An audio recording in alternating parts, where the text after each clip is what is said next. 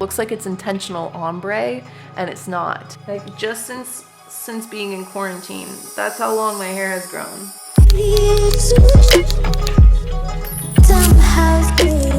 Hey guys, what's up and welcome back to my channel. For today's video, such an old school video, just like talking about hair. I used to do a lot of hair videos. I've been super in love with this look of a high braid on your head. I just feel like it looks so pretty and elegant, but it's so easy to do. I'm sorry, can we talk about how high-pitched my voice notes were back then? I was growing my hair out for, it was like almost four or 5 years by the time I cut it off last year. And since then, my hair, it's kind of grown like a weed. I had a lot of tips that I pretty much just reused in the last year for growing my hair out again. I did a full video when I chopped my hair off that explained not only why I chopped off my hair, but also why I went brunette. Oh my God, I'm naked. Let's just probably turn back off the light.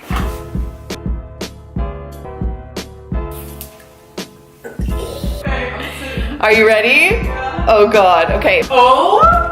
Damn! I'm a brunette. I need to take this in. Dabble every now and then with the idea of cutting it off, but it wasn't something that I actually thought I was gonna grow the balls, for lack of a better word, to do it. But I ended up doing it just the other day. In the winter of 2018 going into 2019, I dyed my hair right before the new year of 2019.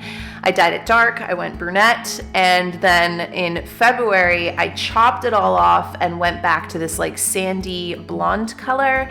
And ever since then, I have been growing my hair back out again. A year and 4 months later, and my hair it's like only a few inches away from where it was when I initially chopped it off, which was after 4 years of growing it out, which is kind of insane to think about. This is the fastest my hair has grown in a really long time, which I also believe has a lot to do with, if you've watched any of my other videos, then you know this, and if you haven't, then I'll just clue you in that in the last year, 2019 was actually the year that I would say I like to use the terminology that I came back into my natural state or my natural essence of being.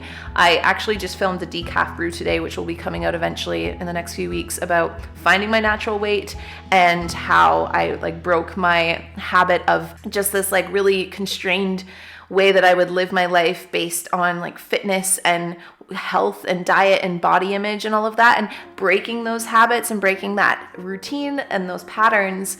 In 2019, I really was able to regain a sense of health and regain a sense of balance. And I think that is also hugely why my hair grew so fast in the last year, was because, you know, like eating in a stable way, eating in a regular way, listening to my body cues, and just embracing my natural self. And because of that, and it depends on how much you believe in this stuff as well, but even less physically and more energetically, my energy has been different. I have been more loving with myself, more confident in who I am, and I think a lot of that also has to do with our health. And I guess that's the first point I'll start with. Is it's probably not the first point that you want to hear. I know a lot of people click on these videos about how to grow your hair out fast just to be like, you know, don't trim it, or trim only 2 inches every 6 months, or whatever it is. But truly and honestly, if you want to grow your hair is a part of your body, okay? So it's like you have to have almost like an overall sense of health, sense of wanting to have a holistic approach to health, a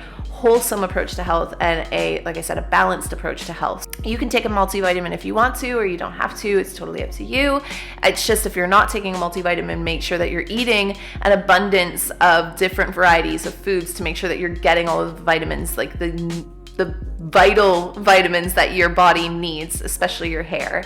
Proteins, and I thrive off plant protein, and I think that is also a huge, it's probably one of the healthiest proteins your body can get. But also too, things like hydration. I know, I'm rolling my eyes with you guys. Every single video about anything, people are always just like, just drink water. But it's true, like water is the answer to a lot of things. If you're not hydrated, your scalp isn't hydrated. And if you have a dry scalp, that's not ideal conditions to grow good, long, healthy, shiny hair, right? The other really important thing to note when you're trying to grow your hair is that you want to be eating consistently. This this is probably the biggest thing that I would say changed in my overall state of lifestyle, health, wellness, all of that, is that I started eating more consistently in 2019. Again, I won't go down the long history because we've talked about it many times, but I started eating on a more consistent basis. I started listening to my hunger cues, but it's also very important to note that the cells and the energy that it takes to actually grow new hair drops off after about 4 hours of not eating. So you need to keep your metabolism going. You need to keep food in your system. Again, don't follow that religiously. Like, don't be like every 4 hours, like clockwork, you're eating a snack or something. Listen to your body, but it's just when you are aware of when your body is sending cues to you that it might need a little snack, it might need to re-nourish or replenish in some way, then listen to that. And it should fall in every 4 hours or so. You should be eating some sort of snack meal or anything like that to replenish the energy that you are exerting in your day-to-day life. And then also just making sure, like I said, to get your vitamins. Like vitamin C is huge. You can take a multivitamin, but just eating an abundance of leafy greens, of fruits and vegetables, of good carbohydrates, of high quality protein. And yeah, let's get into the actual habits, tips, and tricks. The first one is to have a good hair routine. If you have watched me before, then you probably know I'm obsessed with routines. I have made, I want to say like hundreds of routine videos on YouTube. You cannot beat a good system or a good routine. For the last few years, even when my hair was brown and chopped off, it hasn't really changed all that much. Your hair care routine is going to be different, and everybody should be, because everybody's hair is different. So I'll explain to you my hair care routine, but again, don't follow it religiously. Get curious about your own hair and yeah, play around with what's gonna work for you. I rarely ever use heat on my hair, and this includes blow drying. Find a good product, and you don't want to use too many products, but to find a good product that is like a leave-in conditioner for your hair, so that once you're out of the shower, you can comb in through the leave-in conditioner, and then I either go to sleep or I braid my hair, or I'll let it dry naturally and then try and play around with whatever texture it dries in. This is harder to do when your hair is shorter. I will say that. My hair was like short, like really short. I was using heat on it a little bit more, but it's best to, and if you do use heat on your hair, extend the use. I only wash my hair about 2 to 4 times a week.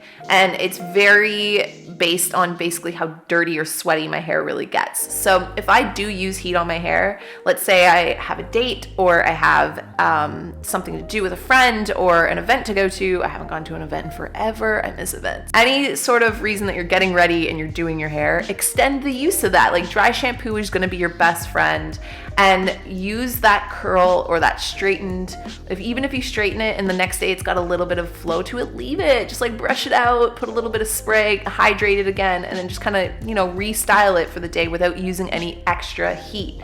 If you can prolong the style of your hair for a few days, this is going to help you, one, use less heat on your hair, but also two, it is actually really important that your hair actually gets dirty, that it gets a little bit, I want to say almost kind of greasy at the root. That is actually really good for your hair. When you constantly wash your hair, especially every single day, you strip away a lot of the nutrients, a lot of the oils, like natural oils that are coming from your scalp. You will get a drier scalp, which again is not good. It's not a good environment to grow healthy hair with. Maybe you don't have to shampoo it every day. Maybe you use conditioner every day. Maybe there's certain times that you work out your schedule that you can shower at night so that you can get kind of almost like a 2-day in there, even if you're showering every day. So I personally structured my wash routine around my workout routine because it just made the most sense. I like to work out, and when I work out, I like to get sweaty. I like to work, I like to do the most. So when I'm done my workout, my hair is hella sweaty.